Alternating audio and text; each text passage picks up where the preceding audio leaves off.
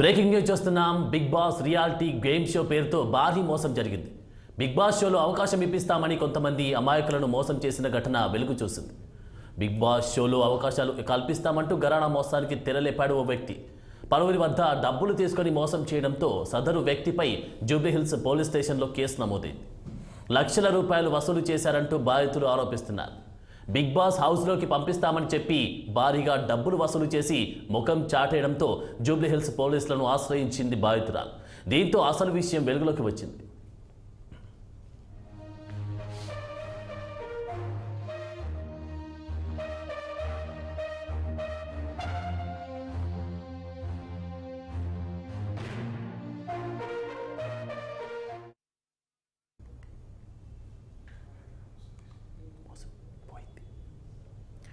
Big Boss reality game show పేరుతో భారీ మోసం జరిగింది.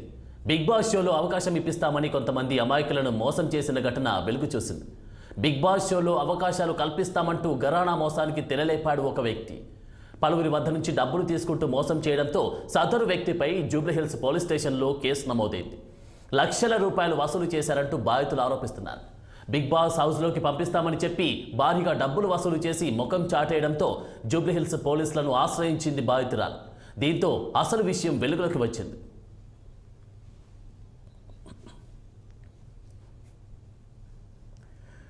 ఇక ఇదే అంశానికి సంబంధించి మరిన్ని అప్డేట్స్ అందించడానికి మా ప్రతినిధి మణికంఠ అందుబాటులో ఉన్నారు. మణికంఠ, చెప్పండి, ఈ యొక్క బిగ్ బాస్ రియాలిటీ గేమ్ షోకి సంబంధించినటువంటి భారీ మోసానికి సంబంధించినటువంటి అప్డేట్స్ ఏంటి? సో ఆనంద్, ప్రజెంట్ అయితే మనం జూబ్లీహిల్స్ పిఎస్ లో కేసు అయితే నమోదైందని చెప్తున్నారు ఈరోజు. కాకపోతే గత 7 సంవత్సరాలుగా ఇప్పటికే బిగ్ బాస్ సీజన్ 7 నడుస్తుంది. ప్రతి సంవత్సరం ఏదో ఒక వివాదాస్పదం అయితే ముడిపడి ఉంటుంది బిగ్ బాస్. అయినా కూడా ఎటువంటి సేఫ్టీగానే ఎటువంటి చేయట్లేదు. కాకపోతే ఈసారి కూడా యాంకర్ ఎవరైతే స్వప్న చౌదరి ఒక యాంకర్ ఉందో, తను వివిధ ఛానల్స్ లో కానీ అటు ఈవెంట్స్ లో కూడా యాంకరింగ్ చేస్తుంది ఆవిడ.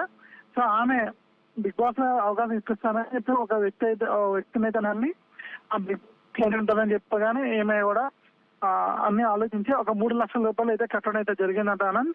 సో ఎందరికి బిగ్ బాస్ సీజన్ లో వైల్డ్ కార్డ్ ఎంట్రీగా చేద్దామని చెప్పి కూడా అన్నారు మధ్యలో. కాదు, బిగ్ బాస్ సీజన్ అయిపోయిన తర్వాత కూడా ఏదైతే ఎండింగ్ వరకు కూడా నమ్మించాడో, బిగ్ బాస్ సీజన్ అయిపోయిన తర్వాత కూడా తను మోసపోయానని చెప్పి గ్రహించి వివిధ ఛానల్స్ లో కానీ అదేవిధంగా పోలీసులు అయితే కూడా కన్సల్ట్ చేసింది. సో ఈ రోజు జూబ్లీహిల్స్ పిఎస్ లో కేసులు నమోదు చేశారు ఆనంద్. ఓకే మణికంఠ, మరి ప్రస్తుతానికి ఆ వ్యక్తికి సంబంధించి అప్డేట్స్ ఏమైనా తీసుకున్నారా?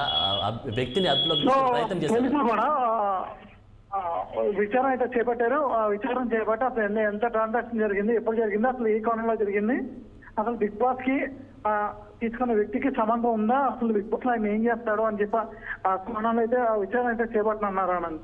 మరి బాధితురాలు ఫిర్యాదు మేరకు ఏ విధంగా పోలీసు వాళ్ళు ఏ విధంగా ఎంక్వైరీ చేస్తా ఉన్నారు? దాంతో పాటు బాధితురాలు స్పందన ఎలా ఉంది? ప్రస్తుతానికి తన డిమాండ్స్ ఏంటి? బాధితురాలు స్పందన అయితే ఒకటే అంటున్నారు, ఆవిడ బిగ్ బాస్ కి తీసుకెళ్తానని చెప్పి మొత్తం చేశానని అయితే చెప్తున్నారు. ప్రజెంట్ అయితే 3 లక్షలు చిల్లర కట్టాము, బిగ్ బాస్ కి తీసుకెళ్తాం, కానీ ఎంత అమౌంట్ మీకు అవుతుంది, మరి ఛార్జెస్ అవుతాయి కట్టామని చెప్పి ఆవిడైతే ఒప్పుతున్నారు. కాకపోతే 3 లక్షలు పోయిన ప్రాబ్లం లేదు, కానీ బిగ్ బాస్ మంది తీసుకెళ్ళి ఇలా మోసం చాలా మంది చేశారు, ఇలా ఇంకా ఎన్ని మంది చేశారు అని కూడా ఆవిడ ఒక సందేహం అయితే వ్యక్తం చేస్తున్నాను. పోలీసులు కూడా విచారణ చేపట్టి అసలు ఇంకా ఈమె ఒక్కదానిగా మోసం చేశారా, లేదంటే ఇంకా ఏమన్నా ఇతర మోసాలు ఉన్నాయని ఆ విచారణ చేపట్టనున్నారు. Thank you Manikanta.